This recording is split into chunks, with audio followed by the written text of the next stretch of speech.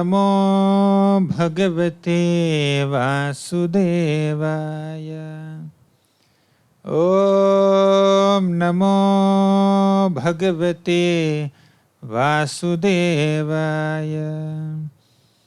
ॐ नमो भगवते वासुदेवाय। Hare Krishna.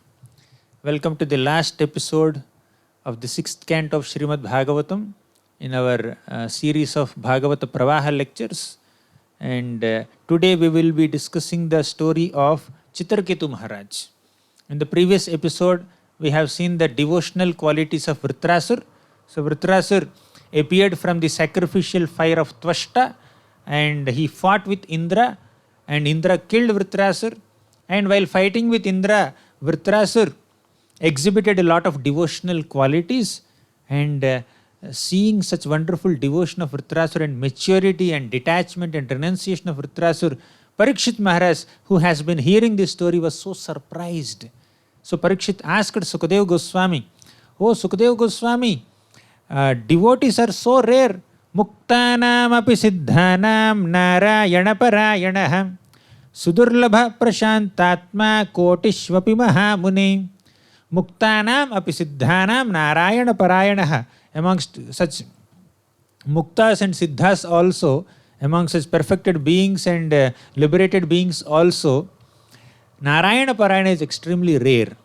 Out of millions and trillions of jivas, human beings are very rare. They are very small in number. And amongst those human beings, those who follow the Vedic religious principles, karmis, they are even more rare. And amongst those karmis also, those who are desiring liberation, they are even more rare. Among such people, those who are actually liberated, they are even more rare. And amongst those liberated souls, those who have actually understood the meaning of liberation and attained perfection or siddhi, they are extremely rare. And amongst those muktas and siddhas also, bhaktas are even more rare. Narayana Parayanas are extremely rare. Narayana Para means one who has exclusively dedicated oneself to the service of Narayana. Such a person is extremely rare. And Vritrasur seems to be belonging to the category of Narayana Parayana. How is it so?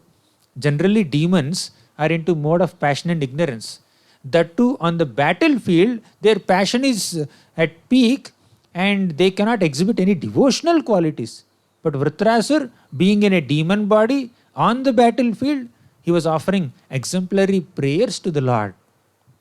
So, Parikshit Maharaj was so surprised hearing this narration. He asked Sukadeva Goswami, what is the reason why Vritrasur is so glorious? Then Sukadeva Goswami began responding to the question of Parikshit, and he spoke about the previous life of Vritrasur.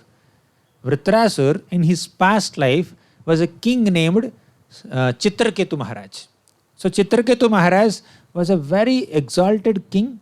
He was the king of the province named Surasena, and he was practically ruling the entire earth. He had all prosperity in his kingdom, and there were no natural calamities, there were no other disturbances. He was very beautiful, very young, youthful, and he had high birth, full education, has lot of wealth and opulence, and he has so many ministers and servants, and all the royal paraphernalia was around him. He was happy in all respects. But he had one difficulty. He did not have a son. He married a queen. He did not have a son. He married again, second time. No son. Third marriage. No son. 10 queens. No son.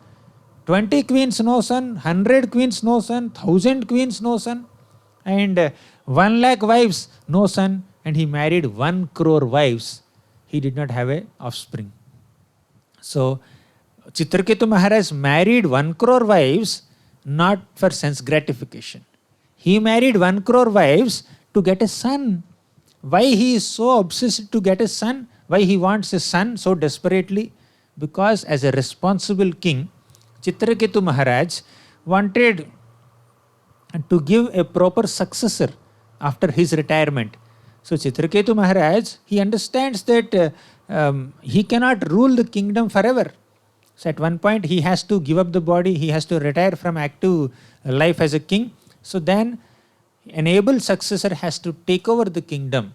So it's the responsibility of a king to install, to enthrone another capable king on the throne before he retires. So Chitraketu Maharaj's desire to have a son was proper from that perspective. But from another perspective, from a spiritual perspective, Chitraketu Maharaj should have understood that having a son was not there within his destiny. So although he is marrying 1 crore wives, he is not getting a single son, means it's not there in his destiny. But he was so desirous and ambitious to get a son. So nothing in his kingdom gave him happiness. So all his opulence and enjoyment did not give him actually happiness because he did not have a son. So one day, a great sage named Angira Rishi came to Chitraketu's kingdom. He came to his palace on his own, Idrichaya, somehow by the will of providence, by his own sweet will. This Angira Rishi came to Chitraketu's kingdom, and Chitraketu Maharaj received Angira Rishi very well, and he gave him all hospitality. He gave him a proper seat to sit on, and he washed his lotus feet, and he worshipped the sage so nicely, as it is natural for a householder and a king to receive Brahmanas properly at his house. Chitraketu treated Angira Rishi in a very exemplary and loving manner. So with the reception of Chitraketu Maharaj, Angira was so satisfied, he was so impressed, and the sage congratulated Chitraketu for his humility and hospitality. Then Angira Rishi asked Chitraketu Maharaj, "My dear king, are you happy? Are you happy in all respects?" Generally, 7 kinds of elements protect a king: guru, ministers, kingdom, fort, treasury, royal order, and friends. So a king is happy only when all these 7 elements are happy. Are you happy? All the Brahmanas who are guiding you, the soldiers who are serving you, and your ministers and your wives, and everybody is happy. So actual happiness of the king depends on his dependents also. The king is taking care of his citizens, and the citizens are dependent on the king. If the citizens are happy, king is also happy, and if the king is happy, citizens are also happy. So the king and citizens, the happiness of king and citizens is dependent on each other's happiness. So there is mutual dependency. Not that king is happy and the citizens are morose, or the citizens are happy and king is morose. So king is actually unhappy. Chitraketu did not have a son, so he was unhappy. That unhappiness is there in his citizens and in his palace residents also. Okay. And so our Angira Rishi asked Chitraketu Maharaj, "So are people under your control? So are they doing well?" Actually, a king is supposed to control the citizens, not in a mood of dictator, or not in a mood of bossing over them or dictating them or dominating them, but in the mood of protecting them. An aspect of protection is also to correct them and punish them if needed, and to control them to a certain degree only to streamline their activities in a proper manner. So Angira Rishi asked that Chitraketu's welfare is not dependent only on his personal welfare, it is also dependent on the welfare of his dependents. So Angira Rishi asked Chitraketu in various ways, and finally he said, Chitraketu Maharaj, I can see some anxiety in you. Your face is reflecting some anxiety in mind. So what are you thinking about? Are you completely happy? Then Chitraketu Maharaj said, "O great sage, what is unknown to you?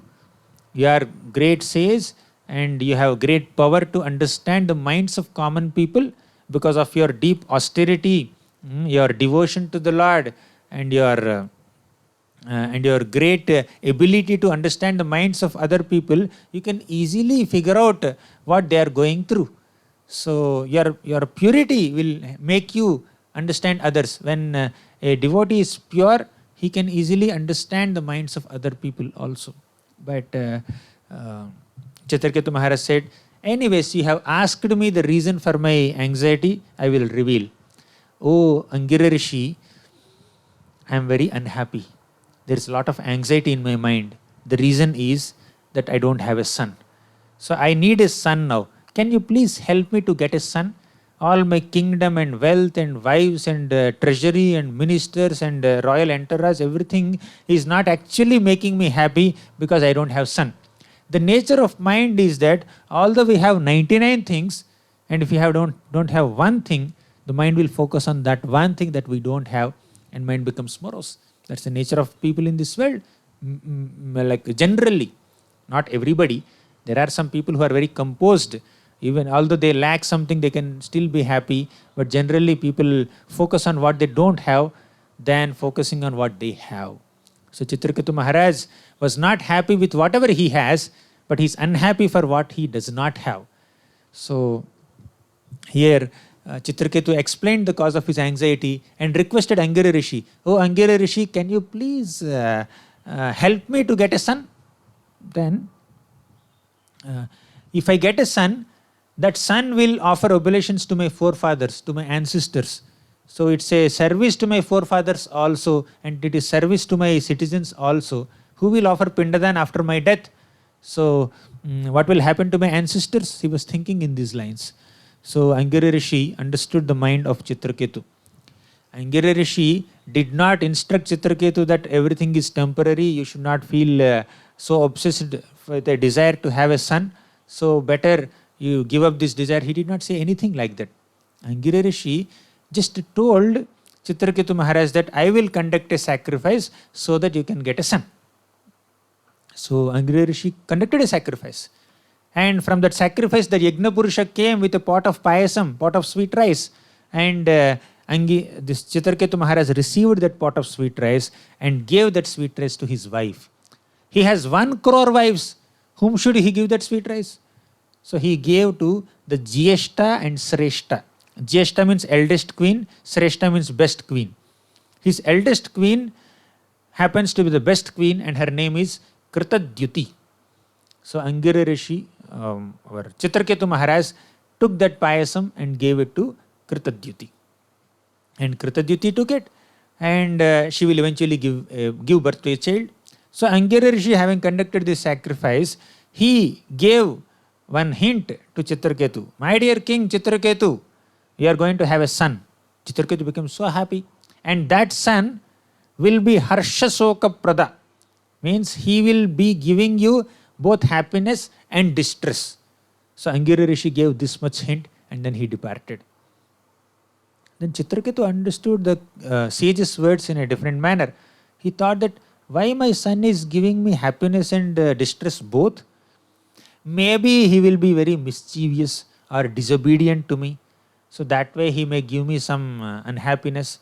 But no problem, having a disobedient son is better than having no son. So he will be the one and only son of this emperor. He could be very pampered and he could be little proud, but it's okay, no problem. I need a son.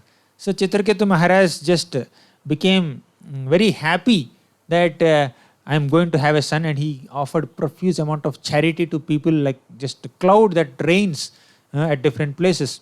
And eventually Kritadyuti became pregnant and she gave birth to a child, and the king became so jubilant because king became happy. All the citizens and palace residents, they also became so happy, and there was a great celebration in the entire kingdom. And Chitraketu started spending a lot of time with the child, with the son, and with also the queen who gave birth to the son. So Chitraketu's attention and affection for Kritadyuti and her son increased day by day, and slowly he neglected other wives. He had 1 crore wives, and he was giving all his time and attention to one wife and her child only, the newborn son only, and he neglected remaining 1 crore minus 1 wives. 99,99,999 wives were neglected by Chitraketu. So when Chitraketu's affection for Kritadyuti increased, other wives became so lost, other wives became so envious. The sonless queens became extremely unhappy. They condemned themselves out of envy. They thought that only the king is neglecting us because of this child, newborn child. He's giving more attention to Kritadyuti only. What mistake did we do? Actually, if that payasam was given to any of these 99,99,999 wives, they also could have become pregnant, but she was the chosen wife. She became pregnant and she gave birth to child, but they did not give birth to child. So these wives thought that the life of a sonless queen is worse than a maid servant, because the husband will neglect such queens who do not give birth to children, and at least maid servants have an opportunity to go and interact with the king, but we do not have any opportunity. The king does not have time for us. The king gives all time to Kritadyuti only. So they condemned themselves. So they thought that they were being neglected, ignored and disrespected. So they became very envious, and because of that envy, hatred and hard-heartedness took place in their heart. So what did they do? That striyo daruna chetasaha. So vidvesha nashta matayoho striyo daruna chetasaha garam dadur kumaraya. So vidvesha nashta matayo, because of their envy, they have lost their intelligence. Envy leads to losing of intelligence. So envy, loss of intelligence. Then vidvesha nashtamatayo striyo daruna chetasaha, they became extremely hard-hearted. So the results of envy are losing of intelligence, becoming hard-hearted, and third thing is taking to destructive action. What destructive action did they do? Garam daduhu kumaraya. They have given poison to this small boy. They thought that this small boy is the cause of our pain. Actually, Kritadyuti became pregnant and gave birth to the child, and Chitraketu Maharaj neglected the queens. So what did the small child do? But they thought that child is the culprit. So oftentimes in this material world, we start thinking that we are victims and others are culprits. So that victim consciousness and culprit consciousness will kill Krishna consciousness. So here all these people, this 99,99,999 queens of Chitraketu gave poison to this boy, this small child who was just born, who was hardly just a few months old or few days old. So the child died. Because they gave poison, the child died, and the maid servant came to pick up the child, and the mother Kritadyuti thought that the child was sleeping for a long time. So she had sent the maid servant to wake up the child, but the child did not get up. And the maid servant realized that the child died, and Kritadyuti came running to the child, and the child died. And she was lamenting so much. And when Kritadyuti started lamenting, all the palace residents also joined her, and they started lamenting. And even these other queens who administered poison to the child, they also started lamenting, but they were acting as if they were crying. And this whole news was told to Chitraketu Maharaj. Chitraketu Maharaj came there, falling and tripping, and then somehow managed to reach the spot where the child was there, and he was crying so profusely out of separation from the child. So Chitraketu Maharaj anticipated a lot for the son's birth, and the son, although he was very young, very small, he just left the body untimely. So Chitraketu Maharaj was devastated. Kritadyuti was also devastated, and all the other palace residents were crying in pain, in sorrow. And all this is because of the envious nature of all these queens. So they were neglected by their husband. When a husband neglects, it's natural for a wife to feel morose. There is another incident in the 4th canto of Srimad Bhagavatam. Uttanapada had 2 wives. We discussed it in our Bhagavat Pravaha series. Uttanapada had 2 wives, Suruchi and Suniti. Suruchi was his favorite wife, and Suniti was neglected by Uttanapada. And Suruchi's son Dhruva was also insulted by Uttanapada and Suruchi. So Suniti's son, sorry. So Suniti was not the favorite wife of Uttanapada, and Suniti was neglected by Uttanapada, but Suniti did not feel any envy or hatred towards either Suruchi or Uttanapad. So she was not having any anger. And even when Dhruva Maharaj was insulted by Suruchi and neglected by Uttanapad also, Suniti only told Dhruva Maharaj to worship the Supreme Lord, to fulfill any of his desires. So because Suniti was a great devotee of the Lord, Suniti did not develop any envy, or she did not lose her intelligence, she did not become hard-hearted, she did not take to destructive action like these wives of Chitraketu. So wives of Chitraketu are not described to be great devotees of the Lord, but Suniti was a great devotee of the Lord. So when we have bhakti towards the Supreme Lord, we will have the ability to digest all reversals and neglect from others. So Suniti could digest the neglectful attitude of her husband, and she gave teachings of bhakti to her son. And eventually her devotion brought a transformation in the life of both Dhruva and Suruchi and Uttanapad also. Because she had patience, she had tolerance, she had devotion to the Lord, her consciousness, her divine consciousness brought a transformation in others also. But the poor consciousness of these envious queens, ruined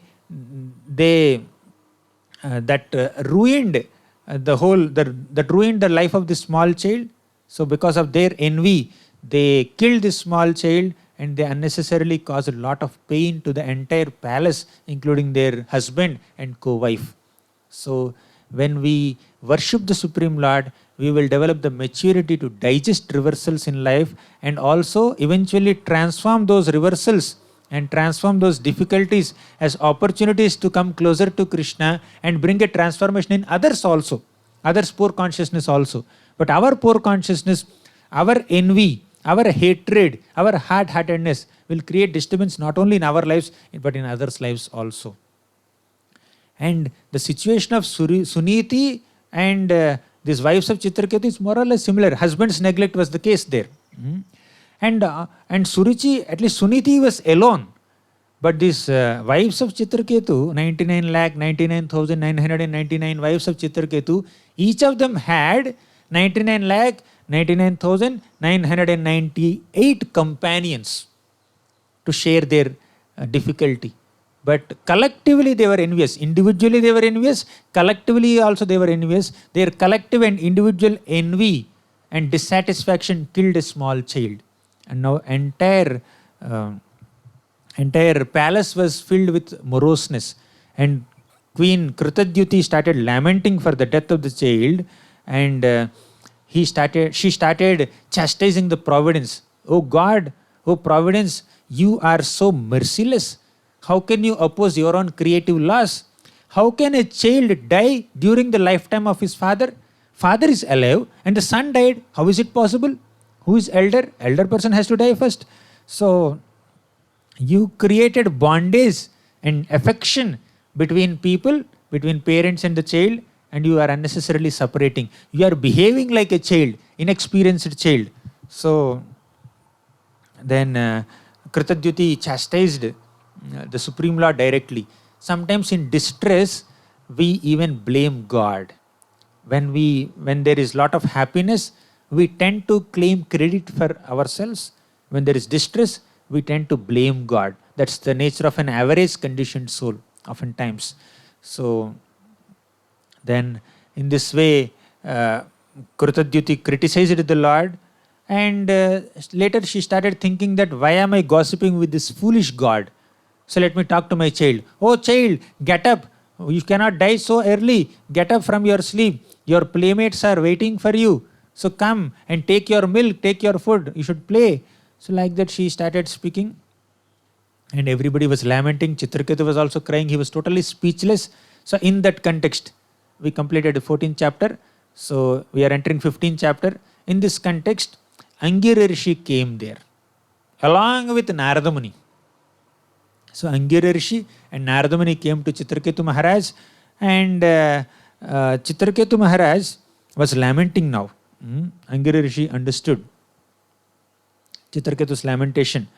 So Angira and Narada Muni asked Chitraketu, what is the relationship with this dead body in the past, present and future?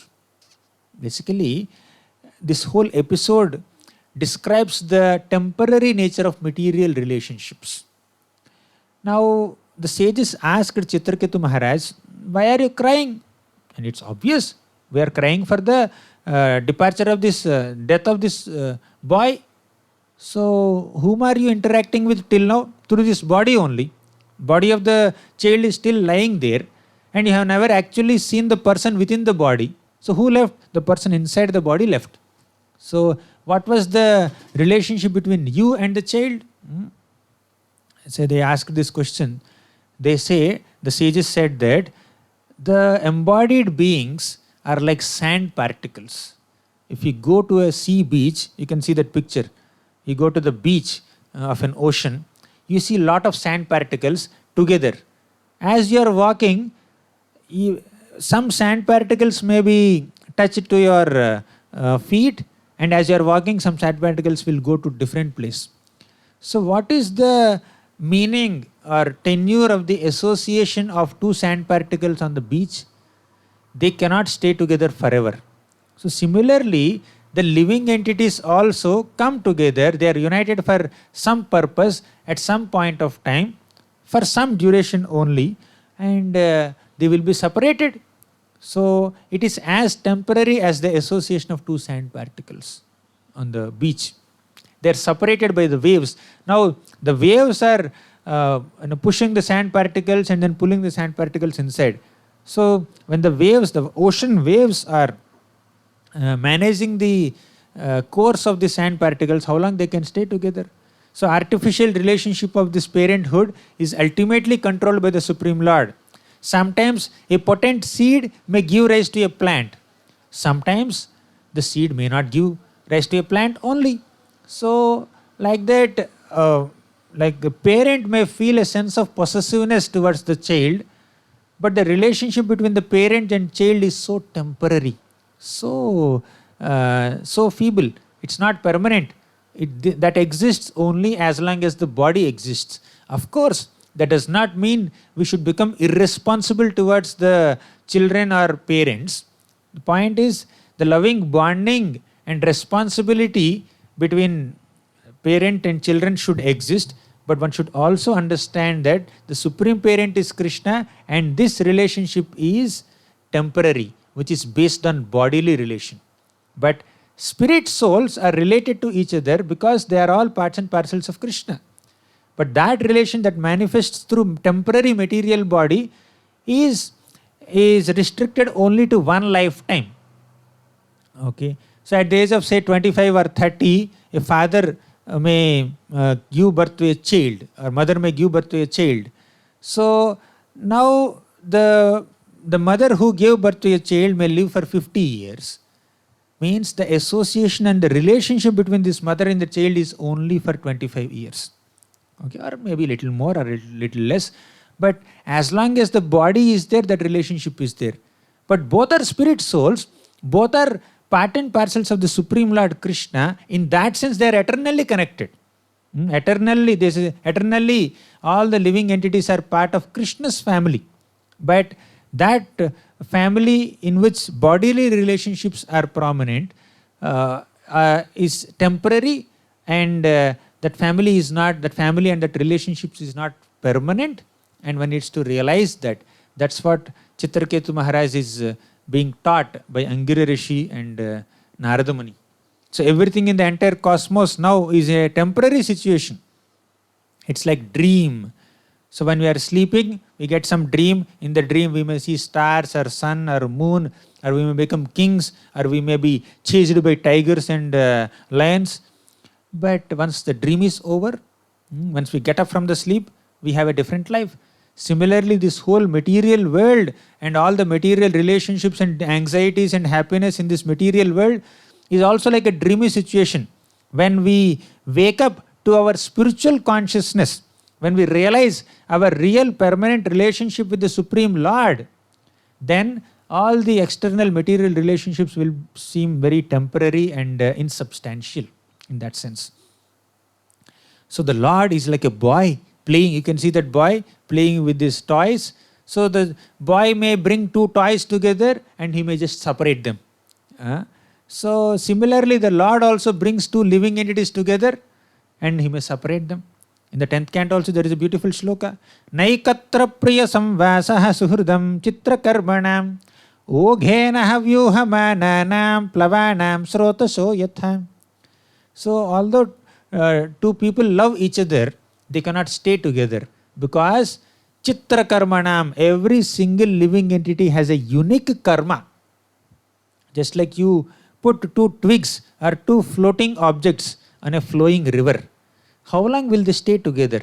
As the river is flowing, these two floating objects may flow together. At one point they may get separated also, never to meet again. Similarly, in this material world, we come in contact with people and stay together for some time at some location for some reason, and we may get permanently separated forever. We don't know. So, as long as we are together, we need to be responsible and loving to each other in the relationship. But at the same time, we need to understand that our relationship with Krishna is permanent. So, all the material elements and jiva are eternal. Means these material elements are there in the body. At the time of the death of the body, the material elements will just go back into the nature, and the soul remains eternal. So the soul is part and parcel of the Supreme Lord. There is no death for the soul, and the material elements also will go back to the bigger volume of material elements. So that, and when the soul enters a body which is a specific combination of material elements, some designations are created. So the soul entered this body, and this body is a male body, is an Indian body or American body, or it's a Brahmana body or Kshatriya body, Brahmachari body or Grahastha body. So like that, there are so many designations because of this body, because of the external situation. All the designations are temporary. When the soul goes away from this material body, which is just a combination of material elements, then all the designations are destroyed. No designation will work. So why should you be so attached to it? That's what the sages tell Chitraketu. And Chitraketu glorified Narada Muni and Angira Muni. And he says, you have enlightened me. You have taught me the temporary nature of these material relationships. You are all great Vaishnavas. So please, I am like a village animal. I am ignorant. Please enlighten me with spiritual knowledge. Then Narada Muni and Angira start speaking. Angira Rishi says that I am that same Angira Rishi who gave you this son. And he is the powerful, says Narada Muni. Advanced devotees should not lament. Chitraketu, potentially you are a great devotee, but you are unnecessarily lamenting for the death of your son. So you should not be lamenting like this. So all the possessions in this material world and all the relationships in this material world, they are all temporary. They are like Gandharvapura. You can see sometimes in the sky, you will see a big city. So there is Gandharva Nagara. All these illusions and dreams and mental concoctions are so temporary and insubstantial. You should not be so caught up in that. And because of past actions, there are visible objects, and we see some objects, and within the mind we have some imaginations, and we do further activities. So because of one material activity and some imagination and some desire and concoction, we do further material activities. So doing so many material activities will entangle us in the material existence only. Bodily conception and body are the source of all miseries. So please try to understand your real position. Give up this unnecessary attachment. So Narada Muni told Chitraketu Maharaj, I will give you one mantra, that is Sankarshana mantra. You chant that mantra and receive the darshan of the Lord within just 7 days. So in this way, Narada Muni instructed Chitraketu Maharaj. And later in the 16th chapter, Narada Muni, to further emphasize his teachings, Narada Muni, by his mystic power, he brought this dead son alive. The dead body of the small child is lying there. So Narada Muni, by his mystic power, made the boy get up. And then he told the boy, oh dear boy, your parents, your friends and your relatives are in grief because you just left the body. You passed away. They are crying. So please re-enter the body and give happiness to your relatives and accept the throne and be happy there. Then the child started speaking, saying that, oh Narada Muni, in which life are these people my parents? So I transmigrate from one body to another body according to my karma. So in human birth I had human parents, in dog birth and cat birth I had dog parents and cat parents. Like that in different births I had different parents. So no one is permanently related in this material world. That relationships that are brought about by the material body are temporary in nature, and no one is permanently related despite various transactions. Just like money transactions happen. So somebody will just exchange money for some commodities, right? So this money, those notes, that money does not permanently belong to one person. It goes from this person to another person to another person. The note that you are holding, 1,000 rupee note, will not remain with you after some time, and that will go to different people. Similarly, all the relationships also are like that, and the soul also is related to different people in different lifetimes, in different bodies, and all these relations are temporary. So continuous transmigration is going on, just as continuous money transaction is going on. So all the relationships and the possessiveness induced through those relationships are temporary. So then the jiva, the small child, also started glorifying the Supreme Lord and gave a contrast between the Lord and the jiva. So then Chitraketu was enlightened. All the palace residents were astonished to see the dead boy coming alive and then speaking all this philosophy and then going back. Then the child went back, and Chitraketu Maharaj and all the other palace residents organized for the funeral rites, the final rites of this boy.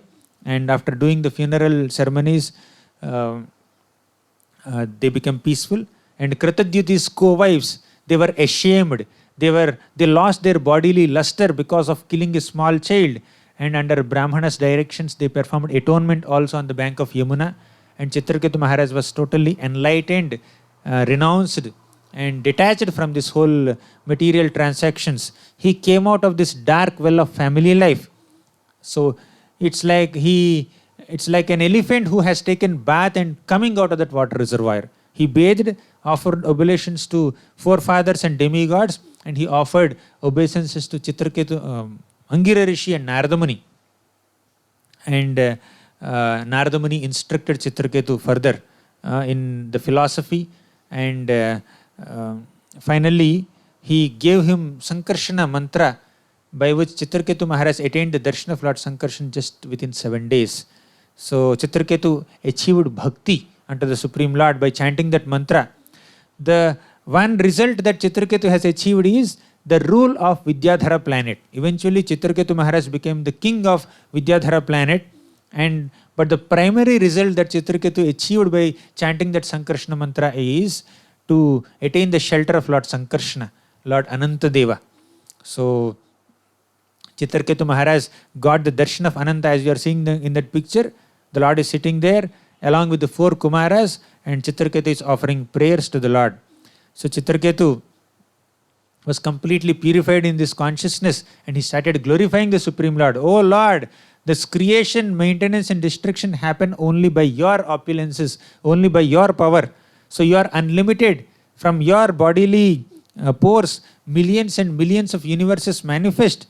By criticizing devotees, some people criticize devotees and they worship different devatas. So those people will not gain the ultimate benefit of life. If the Supreme Lord is avoided, one will only have repeated birth and death. So like that, Chitraketu Maharaj also glorifies Bhagavata Dharma or Bhakti Yoga. Devotees accept Bhagavata Dharma to achieve the shelter of your lotus feet. And this Bhagavata Dharma is completely different from Kamya Dharma. Means Bhagavata Dharma means the ultimate duty of all living entities, which is Bhakti Yoga. Kamya Dharma means that which is desired by people based on their sense gratification, sense gratificatory propensities. So the path of Bhagavata Dharma is followed by cultured people. So one will be freed from all material contamination by following Bhagavata Dharma. Materialistic men cannot recognize you because they see separatist mentality in you also. They consider you as partial, but you are the Supreme Lord, equal in bestowing your blessings to everyone. So the Lord confirmed that because of the mercy of Narada Muni and Angiri Rishi, you have attained this position, you have attained my darshan also. So I live in all the jivas as super soul. My name and form are eternal. They do not belong to this material world. So both jiva and prakriti rest in me. Like that the Lord also gave his teachings to Chitraketu Maharaj, and he also explained the whole process of transmigration. And finally the Supreme Lord Sankarshna disappeared, and Chitraketu Maharaj became so overwhelmed with love and affection for the Lord, and he continued his life as the king of Vidyadhara planet. That completes the 16th chapter. In the 14th chapter we have seen Chitraketu Maharaj getting a son and then losing that son. In the 15th chapter we have seen how Chitraketu was enlightened by Narada Muni and Angiri Rishi. In the 16th chapter we have seen how Chitraketu Maharaj attained the darshan of Lord Sankarshana and perfected his life. Now in the 17th chapter, a very peculiar incident has happened in the life of Chitraketu Maharaj. Chitraketu became the king of Vidyadhara planet, and he started traveling in a very beautiful airplane along with so many Vidyadhara women going to different places. One day, Chitraketu Maharaj came to a place where Lord Shiva was sitting with his wife Parvati on his lap, and he was addressing so many sages and other perfected beings there. Narada Muni was sitting there, and so many sages and other people were sitting in a very great assembly, and Shiva was sitting there and speaking on philosophical subjects while keeping his wife Parvati on his lap and embracing her. So it's common for a husband to embrace his wife. There's nothing objectionable there. But Shiva was doing it in public, and Chitraketu Maharaj became very concerned about it. He was traveling in his airplane, which is given by the Lord, and he saw Shiva in this assembly, and Chitraketu expressed his wonder. He started speaking little loudly. Oh Shiva, you are Loka Guru. You are the Guru of all people in this world. You give Vedic instructions. You are Dharmam Vakta, means you are the speaker of religion. You are Sharirina Maste Mukhyaha, means you are the chief of all living entities. And Jatadhara, Tivratapa, you are extremely austere. You wear matted locks of hair. And Brahmavadi Sabhapatihi, you are the president of the assembly of all people who are well versed in Vedic knowledge. And Mahavrata Dharo, you perform great austerities. Although you are qualified in so many ways like this, I am very surprised to see you sitting so intimately with your wife in an assembly of great souls. Chitraketu laughed at Lord Shiva, and he spoke very boldly, loudly and repeatedly, confidently in front of the whole assembly. But Chitraketu's main concern is even ordinary people also embrace their wives in private, in seclusion. How can such an exalted devotee like Lord Shiva embrace his wife in public? So if Shiva does like this, common people might see him and they might misunderstand Lord Shiva's position. They may criticize Lord Shiva. They may disrespect Lord Shiva, and they may offend Lord Shiva, and they will be affected by those offensive reactions. So Chitraketu was concerned that Shiva should not be misunderstood, Shiva should not be defamed in the eyes of common people. So Shiva may restrain from this kind of behavior. That was the expectation of Chitraketu Maharaj. Chitraketu had a very good intent, noble intent. He definitely respects Lord Shiva. He definitely worships and adores Lord Shiva, but he could not tolerate that common people should not misunderstand and common people should not criticize Lord Shiva. So out of his concern, while expressing his concern to Lord Shiva, Chitraketu himself criticized Lord Shiva, which is very unpleasant. Chitraketu did not mean anything wrong, but what was wrong on his part was Chitraketu spoke about Lord Shiva publicly, loudly, and repeatedly, and confidently, and he had the confidence and boldness to speak about Lord Shiva, who is a very exalted Vaishnava, in front of everyone. So he thought himself qualified or fit enough to give a feedback to Lord Shiva directly. So one should not give teachings to the Lord. Although what he said is correct, but he should have understood that his own position is not as exalted or as great as Lord Shiva, and he should have restrained. But Chitraketu just spoke out. So, but Chitraketu did not mean anything offensive. For instance, this Daksha criticized Lord Shiva in that great assembly. In the 4th canto we have discussed. Daksha offended Lord Shiva, he criticized Lord Shiva, but Daksha's heart was filled with a lot of hatred and envy towards Lord Shiva. So Daksha did not have a very pure intent in criticizing Lord Shiva, although Chitraketu had that good intent. So Chitraketu Maharaj was not actually offensive to Lord Shiva in that sense, because he never had any envy or hatred or anger towards Shiva. But he was concerned that Shiva should not be subjected to infamy. People should not misunderstand Shiva. He was concerned about that. So that's why he spoke like this. How can he embrace openly? So Shiva smiled, because Shiva understood the intention of Chitraketu. Although he was a little bold in expression, but Chitraketu's point is valid. Shiva understood the intention of Chitraketu, and Shiva did not say anything.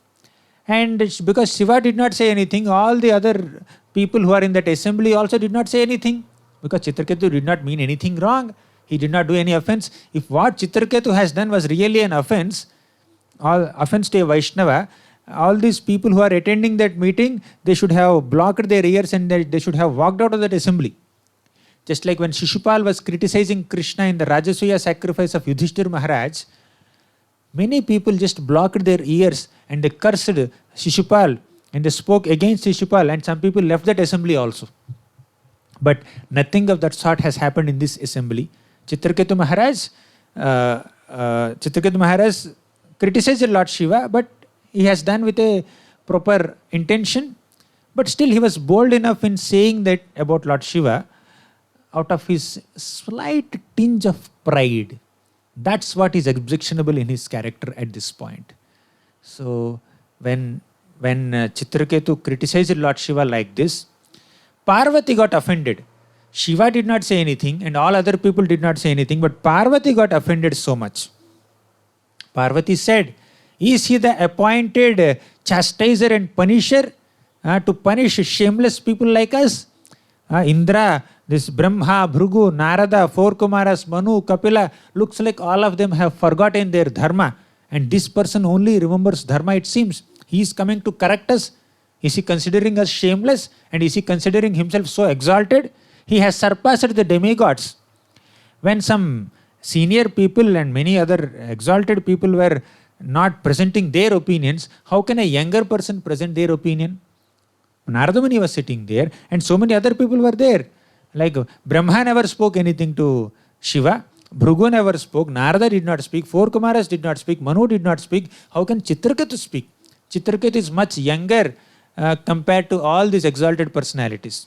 And Mother Parvati told that this person does not deserve shelter at the lotus feet of the Lord. He is so proud. He is thinking himself to be better controller of his senses than Lord Shiva also.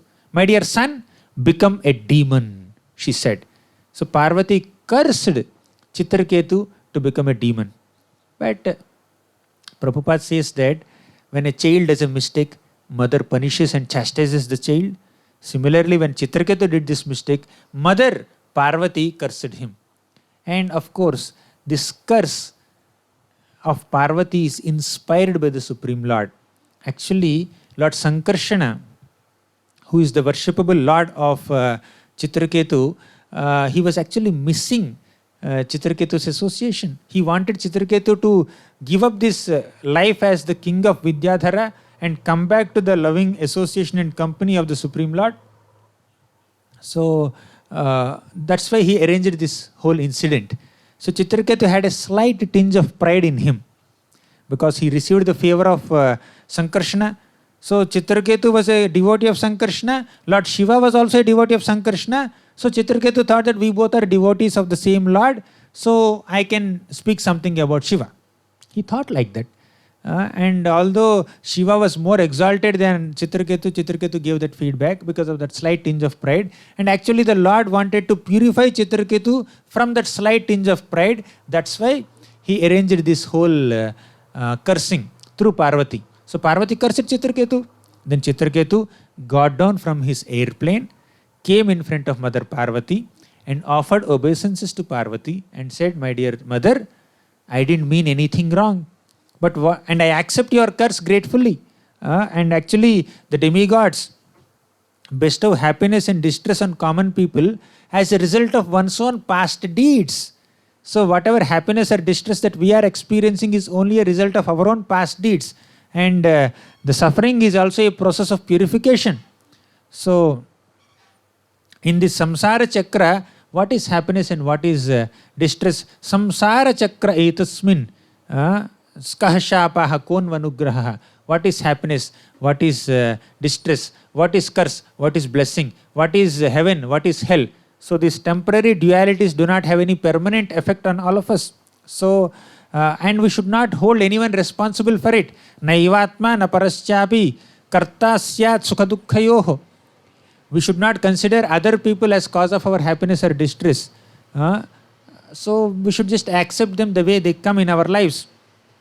And he says, Guna pravaha etasmin. So whatever is happening in this world, happiness or distress or whatever, it's only the pravaha of the modes. Pravaha means flow. The flow of the material modes is causing happiness and distress and various other dualities in this world. We should not be so affected by these temporary dualities. Material world is like a salt mine. In a salt mine, you will only see salt everywhere. There is no possibility of getting some sugar in some corner. Similarly, in the material world, we only see distress everywhere. There is no possibility of happiness. And even the so-called happiness that we get in this material world is ultimately distress, and it is also temporary. So one should not be unnecessarily feeling so bad or morose for experiencing difficulties in this world. The Lord is beyond all dualities. He is equal to all. Although He is neutral, He creates so many situations and dualities in this material world to continue this materialistic life. So He is neutral like a judge. He is neutral like the government. So like that, Chitraketu Maharaj gives so many examples also. And finally he tells Mother Parvati, "My dear mother, I did not mean anything wrong. But whatever you consider is wrong in my behavior, let that be wrong, and may I be forgiven for it. Please forgive me for that." So basically, any chaste wife would feel offended and feel bad when her exalted husband is criticized by someone. So here Mother Parvati felt so bad that her husband is criticized. So Chitraketu clarified, saying that I did not have any disrespectful attitude towards your husband. I didn't mean anything wrong. But whatever I have done is caused some inconvenience and pain to your heart. So please forgive me for whatever I have done. I'm sorry, and I accept your curse, and I'm leaving. So Chitraketu left. So then after that, Shiva started speaking to Mother Parvati. After Chitraketu left, Shiva spoke to Parvati. "My dear Parvati, you are so beautiful, but the beauty of Krishna's devotees is greater than your beauty. Have you not seen that Chitraketu was not at all upset or bewildered by the curse that you have given him? He called you mother. He said sorry to you. He begged forgiveness, and he offered you respect. So despite the fact that you have cursed him just now. So that is the exalted nature of great devotees. And if your curse has not caused him any problem or any anxiety or any difficulty, your curse is practically useless. He says that Narayana paraha sarve nakutaschana bibhyati swargapavarga narakeshu apitulyartha darshinaha. Narayana paraha sarve means devotees of Narayana are actually very glorious. Whether they go to hell or heaven or attain liberation, they are always focused on service to the Supreme Lord. Narayana paraha sarve, they are never afraid of going to hell also. Because wherever they are, they only serve Krishna. That's their main agenda. Then Shiva speaks so many other things and he glorifies the Supreme Lord, and he also glorifies the neutral nature and affectionate nature of the Supreme Lord. And he glorifies the Lord's devotees. And he says that, oh my dear Parvati, I am a devotee of Sankarshna and Chitraketu is also a devotee of Sankarshna.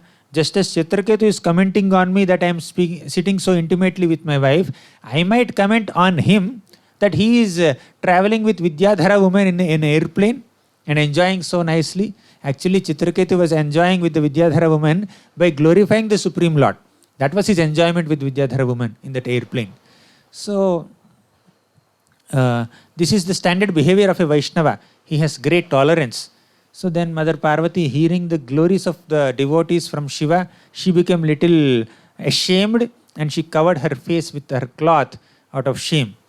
So in this way, Chitraketu Maharaj was cursed to become a demon by Mother Parvati, and in his next life, this Chitraketu Maharaj became Vritrasur. In the previous episode, we discussed about Vritrasur. So Vritrasur was Chitraketu. And Chitraketu became Vritrasur, and in just one lifetime, that's not a long lifetime also, he came out of the sacrificial fire, he went to the battlefield, fought with Indra, he was killed by Indra, and he went back to Godhead. Such a brief life. So, because of his slight tinge of pride, the Lord has arranged a curse in the life of Chitraketu through Mother Parvati, and he purified him of that slight tinge of pride also, and he went back to Godhead. The Supreme Lord took Chitraketu back to Godhead. So that completes the episode of Chitraketu.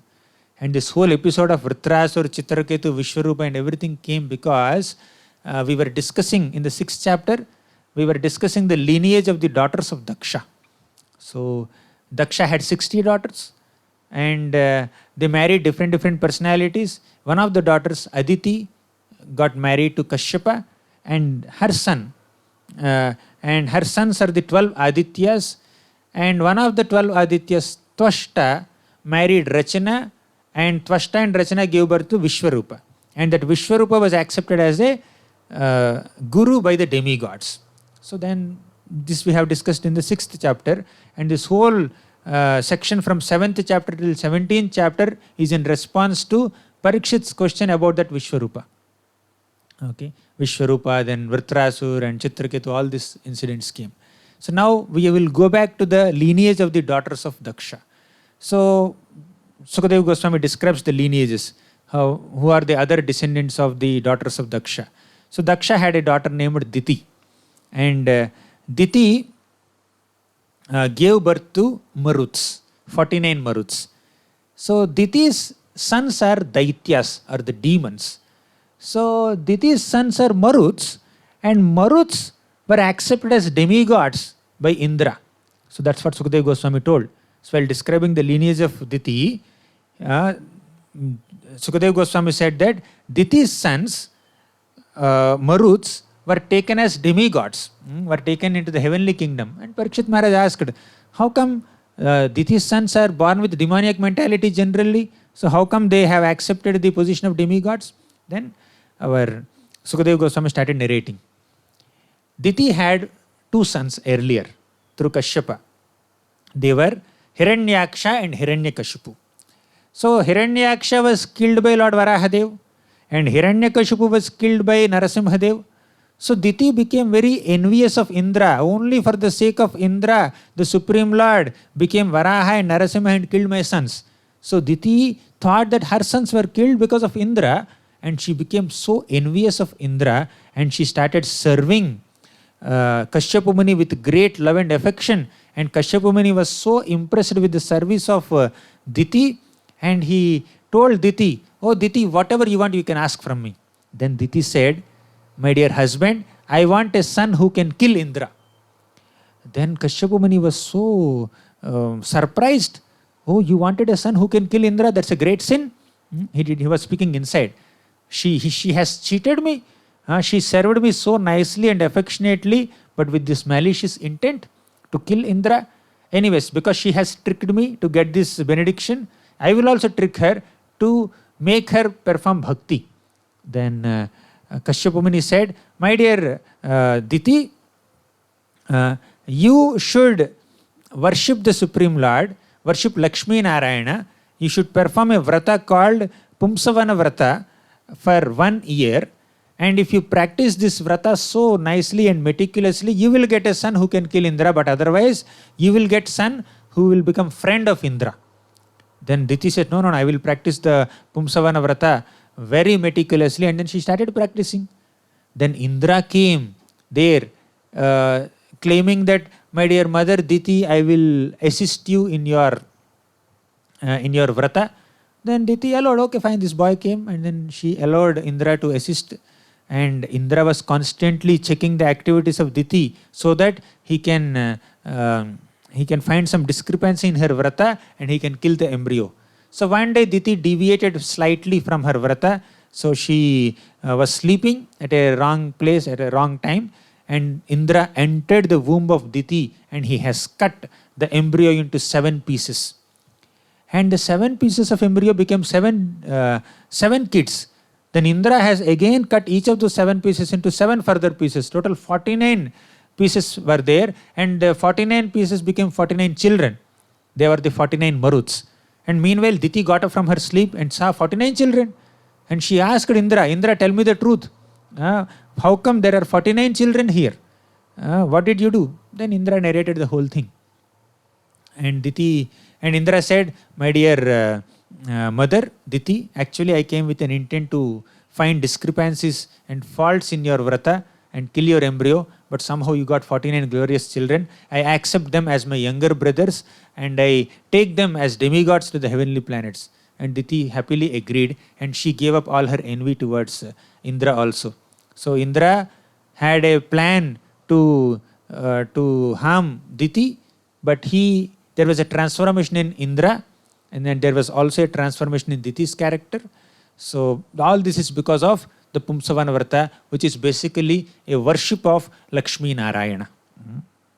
So in this way the Lord protected his devotees, and the whole process of devotional service transformed the mentality of Indra and Diti. So, and the details of Pumsavana Vrata are further described in the last chapter, 19th chapter.